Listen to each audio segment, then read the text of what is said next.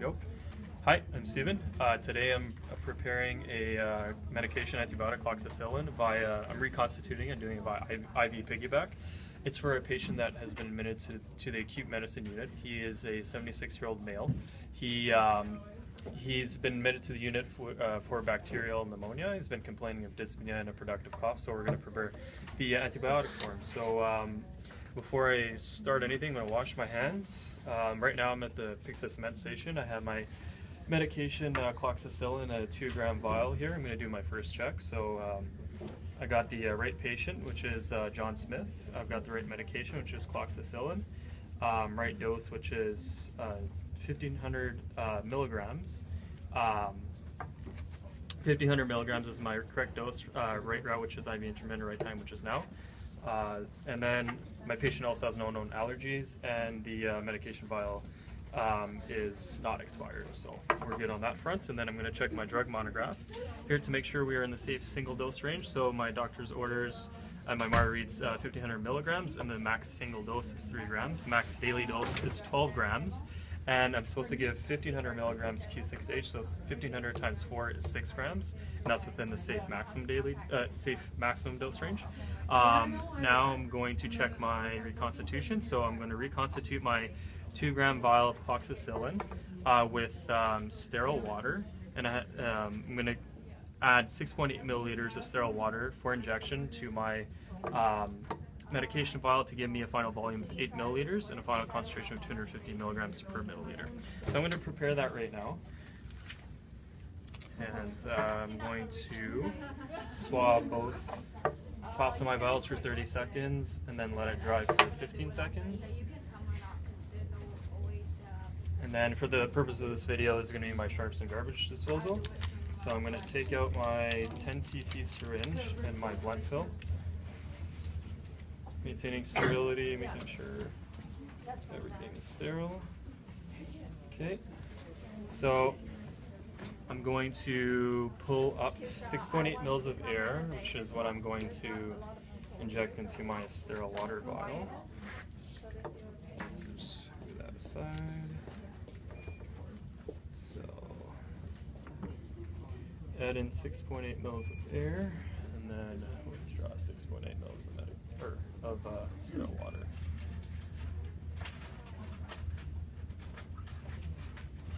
And remove the air bubbles. Okay.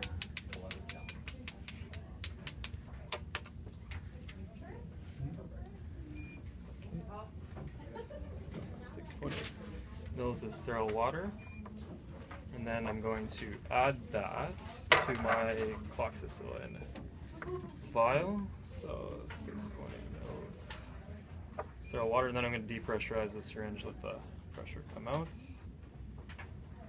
And this is to prevent the medication from splashing back at me. Okay, so maintaining sterility, I'm just going to recap my syringe here, and then I'm going to mix my vial between my palms so that the powdered medication dissolves completely into the solution here.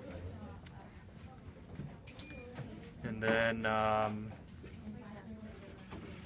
from here, I'm going to do my drug calculation. So I have, so I'm going to do simple algebra here. Basically, I'm going to take my final concentration, or I'm going to take my order dose, which is 1,500 milligrams, and divide that by 250 milligrams per milliliter to get me X, which is my volume order dose that I'm going to be pulling up for my medication, so that it gives me my 1,500 milligrams per milliliter. So I'm going to do that.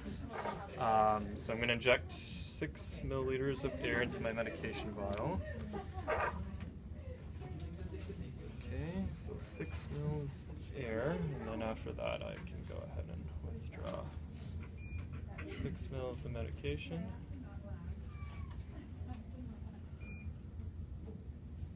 Remove any air bubbles.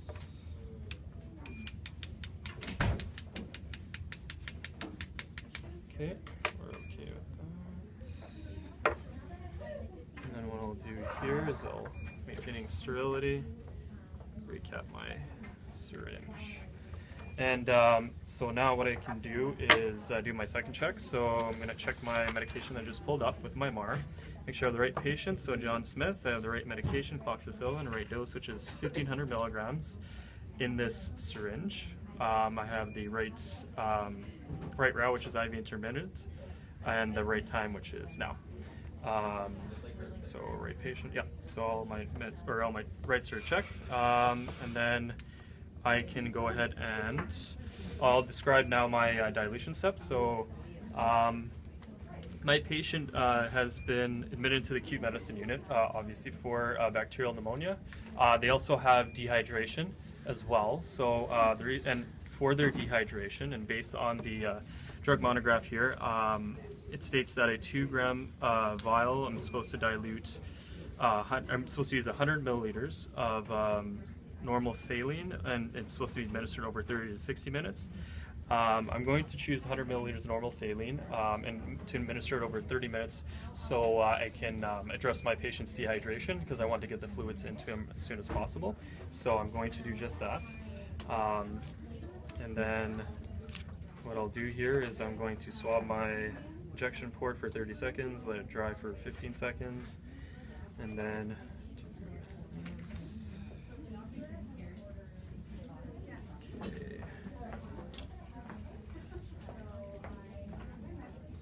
okay, and then so with this syringe now I can dispose of that in the sharps container, and then I'm going to mix my 0.9% normal saline and medication mini bag so that I can mix my medication solution together. And then from here I will prepare my label. So in my label I have my patient's name, John Smith. I have the drug name, cloxacillin. I have the dose, 1,500 milligrams.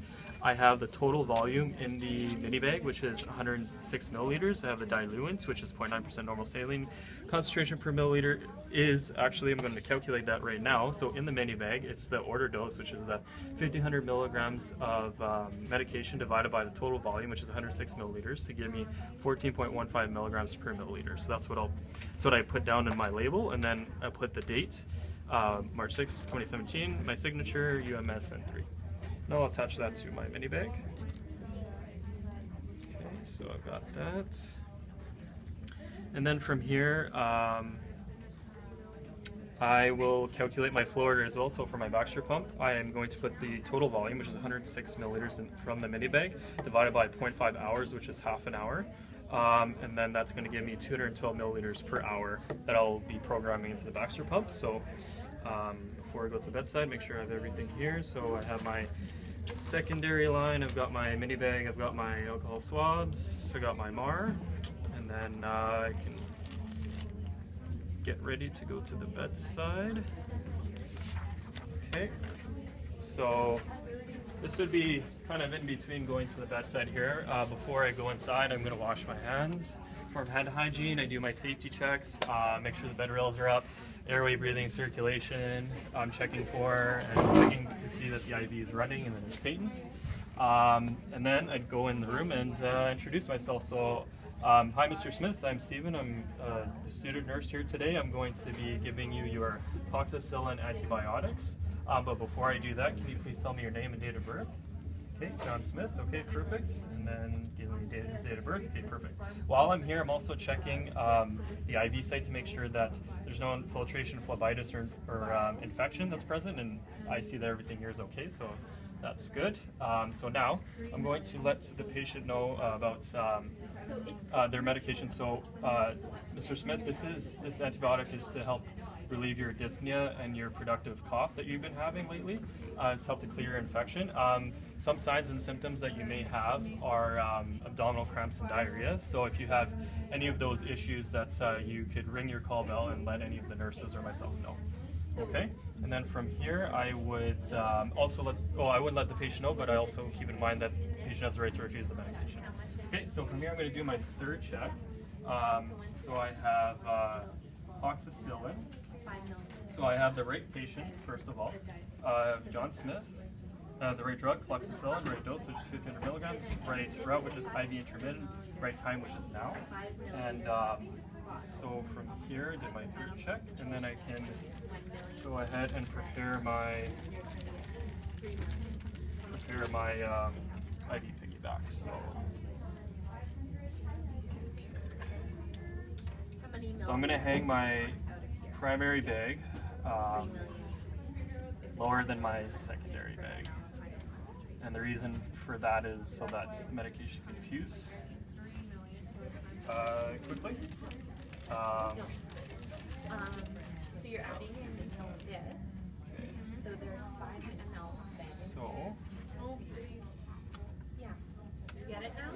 So this is the final concentration of the 5 mLs.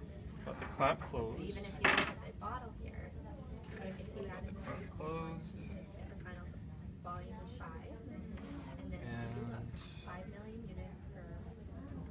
so I'm going to spike my mini bag. I'm going to maintain sterility here. Spike. So that's sterile, and that's sterile. Spike my mini bag. Okay, and then I'm going to, my clamp is closed. Okay, so I'm going to take this alcohol wipe here, and I'm going to wipe the port that's closest to the Baxter pump for 30 seconds, and then let it dry for 15 seconds. Okay, and then I'm not going to let that go. From here, maintaining sterility. Okay, so I hook up my secondary set. So what I'm going to do here is I'm going to unclamp my secondary set, and then I'm going to back prime my line. So until the drip chamber is about half full, and that's about it. And then I'll close my clamp, and then I can hang my secondary set. And then from here, I can go ahead and program my secondary set. My rate, which is 212 milliliters per hour. My volume, which is 106 milliliters per hour. And before I do anything, I'm going to make sure all my clamps are open. So that clamp's open, and that one's open, and my secondary clamp is also open. Okay, so from here, go ahead and confirm my secondary set, and then you can begin.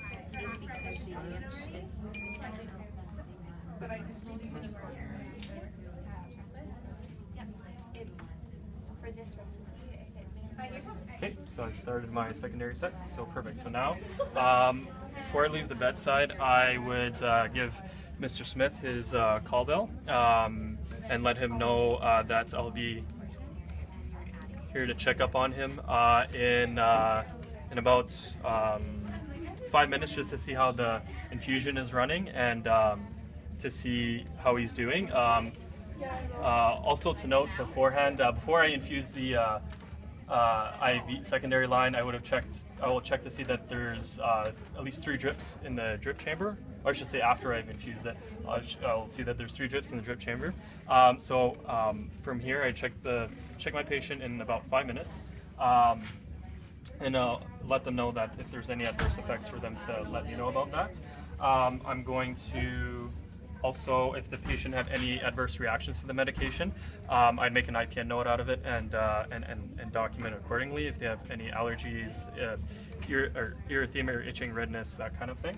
And then I'm also going to document on my MAR that with my name and initials, and that's everything.